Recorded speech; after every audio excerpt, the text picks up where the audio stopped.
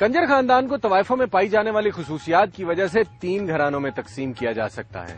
फनकार घराना, मुहाजिर घराना और पेशाकार। फनकार घराने की तवाइफें सिर्फ मुजरा करती हैं। अदब आदाब, रख रखाव और निस्वानी आदाब रखने की दावेदार ये बाइयां एक एक फंक्शन के हजारों रुपए वसूल करती हैं। मुहाजिर घराना उन लोगों पर मुश्तमिल है जो गुर्बत और बेरोजगारी के हाथों मारे जाने के बाद अपनी मर्जी से शरीफ खानदानों को छोड़कर कंजरों में आन मिले। मुजरा करने के अलावा मालदार तमाशबीनों के साथ जिस्मानी ताल्लुकात कायम करके उनसे उम्र भर नोट बटोरना भी इनके कारोबार का हिस्सा है। पेशाकार घराने की तवाइफें सिर्फ धंधा करती हैं, धंधे के सिवा कुछ नहीं करती। हीरा मंडी लाहौर में मुहाजिर घराने से ताल्लुक रखने वाली इस नायिका की अपनी कहानी है। फैसलाबाद की रहने वाली, मेरा नाम रशाद परवीन है। घर से भागकर मैं दाता दरबार पर आई लाहौर। यहाँ से मुझे दरबार से एक औरत लेके हीरा मंडी में आई है, चेतना रोड पर। सामान साहब का बेटा मुझे मिले, उन्होंने उस औरत ने मुझे उसके आगे बेच दिया था। सावन साहब कौन? सावन फिल्म एक्टर। अच्छा। उनका बेटा रेहान, उनके पास मुझे बेच दिया था उसने 50,000 में। उसने मेरे साथ शादी की, मेरे घर में बेटी पैदा हुई, फिर वो फोत हो गए। कैसे फोत हुए? गुर्दे फेल हो गए थे, शराब बहुत पीते थे।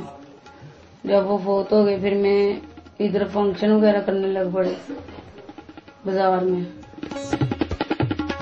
इरशाद बाई किसी फिल्म या कहानी का अफसानवी किरदार नहीं, बल्कि एक चलती फिरती जिंदा औरत है और इंसान होने के नाते तमाम इंसानी हुकूक की हकदार भी है।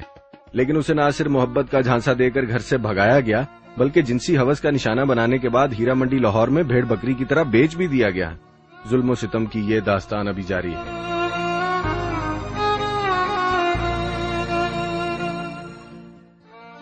इधर 2 मरतबा मुझे पुलिस ने आते जैसे पकड़ लिया रास्ते में, टीबी थाने में, और चौक में ले जाकर मारा पीटा। थानेदार ने मुझे शराब पी हुई थी, उन्होंने सिविल कपड़ों में थे, हमारे घर में आए, मैं कपड़े धो रही थी। मुझे कहने लगे कि हमारे साथ मकसद तामनकार। मैंने कहा नहीं, मैंने नहीं करना। उन्होंने मेरे साथ बदफेली की। फिर मैंने कहा मैं एसपी के पास जाऊंगी। उन्होंने मुझे मारा है, मारते मुझे ले गए, मैं जंगले को हाथ डाला है, उन्होंने डंडा मारा, ये मेरी हड्डी टूट गई थी।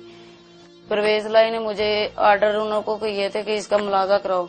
इन्होंने मेरा मुलाजा नहीं कराया। मकसूद गुजर मुझे पार्टी जाकर पट्टी करवाई है, पट्टी करवा कर मुझे घर छोड़ दिए। कहता तुम सुकून के साथ बैठो, खर्चा लेना है तो बात करो। फिर मुझे जेल भेज दिया गया।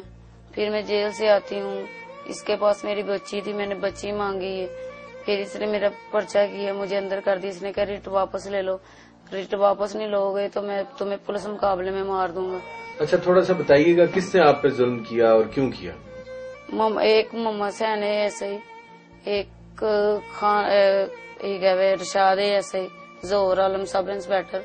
इन्होंने मेरा बुरा भला किया है। इन्होंने फिर मुझे मारा है, मकसद लिटा कर मुझे लितन मारे इन्होंने, चौक में ठुड्डे मारे हैं मुझे, बहुत मेरे साथ जास्ती की है। फिर मैं अदालतों में जाती थी, उधर मुझे पकड़ लेते थे। 4 पर्चे दी। मेरी माँ गरीब है, वो रोती है। मेरी बेटी का जब आज तक नहीं पता मुझे चला।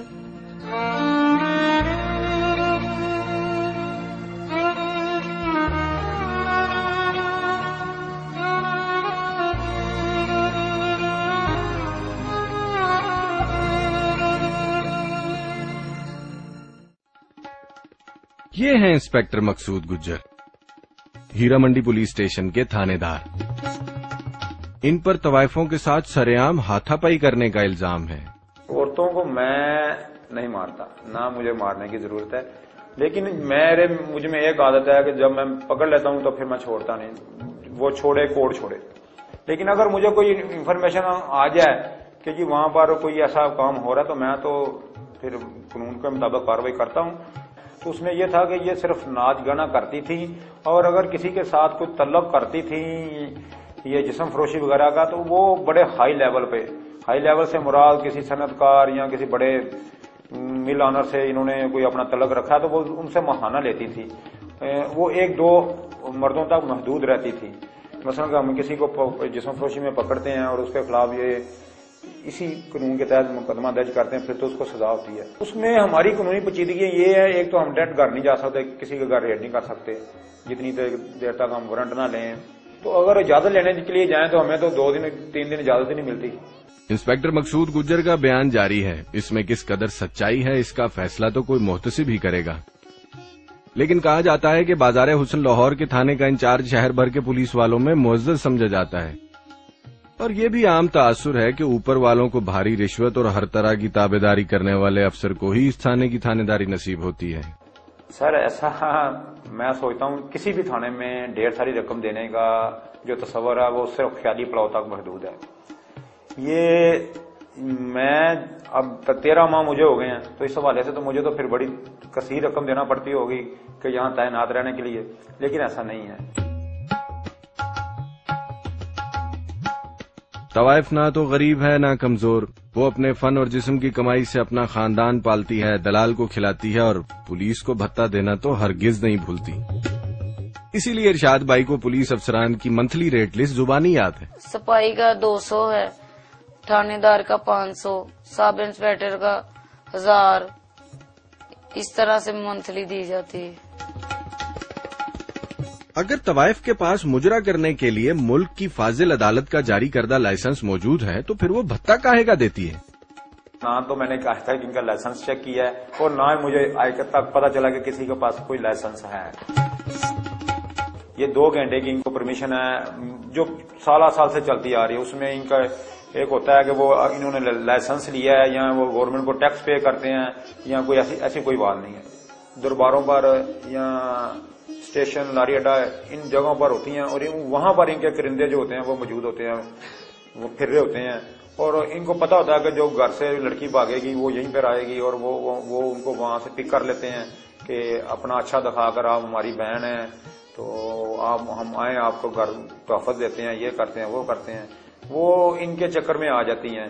وہ لے آتے ہیں ان کو، 1-2 دن اپنے ساتھ رکھا، اس کو بڑا اچھا کھانا کھلایا، کپڑے پہنائے، اس کے بعد پھر 1-2 دن کے بعد اس کو درندوں جیسا سلوک کر کے اس کو اس کام کی طرف راغب کرتے ہیں۔ وہ پھر ساری زندگی یہیں پہ رہ جاتی ہیں اور وہ مر کر ہی ان کی جان چھوڑتی ہے۔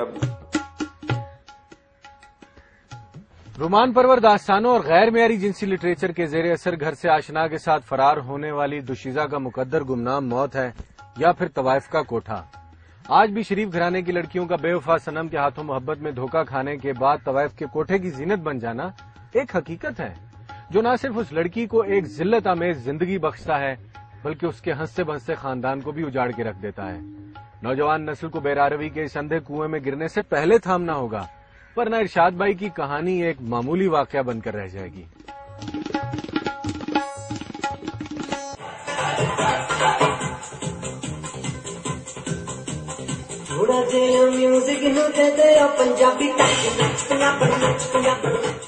طوائف گھرانے میں بیٹی کی بڑی عزت ہے کیونکہ وہ خاندان کے لیے ایک ایسا بلینک چیک ہے جسے کسی مالدار تماشبین کے ہاتھوں نت کھلوا کر جب مرضی کیش کروا لیا جائے۔